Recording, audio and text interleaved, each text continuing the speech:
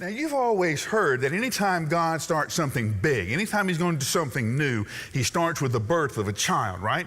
The birth of Moses, the birth of Samuel, the birth of John the Baptist, the birth of Jesus himself. Wrong. He doesn't start with the birth. He starts with the parents. There was a mother and father who raised Moses. There was a mother and father who told Moses who he was and what God had in store for him. So that when it came the time for Moses to choose if he was an Egyptian or a Hebrew, he was a Hebrew. His parents had taught him that.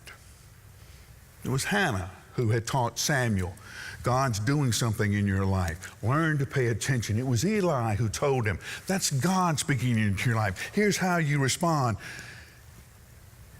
It was Mary and Joseph who taught Jesus until he was 30. Now, can you imagine? I know we tell a lot of stories about Mary and how faithful she was and how a great mother she was. We don't talk a whole lot about Joseph. But can you imagine being Joseph and God coming to you and saying, listen, I'm going to give you the Savior of the world. You watch him until I call for him. You got one job, Joseph. And then when he's 12, you lose him. Can you imagine the panic, not in Mary as a mother, but in Joseph thinking, I'm going to have to stand in front of God and go, I lost your boy. I don't know he was there, but you know how they are. They won't stay where you put them. Can you imagine?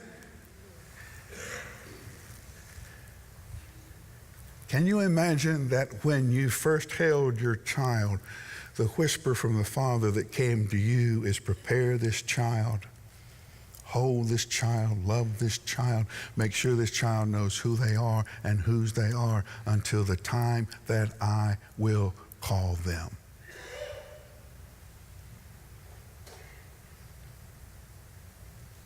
This child doesn't belong to the world.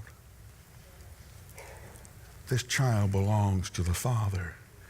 This child is a gift of God to us. We get to hold them for a while. We get to teach them for a while. And then the Father will call them.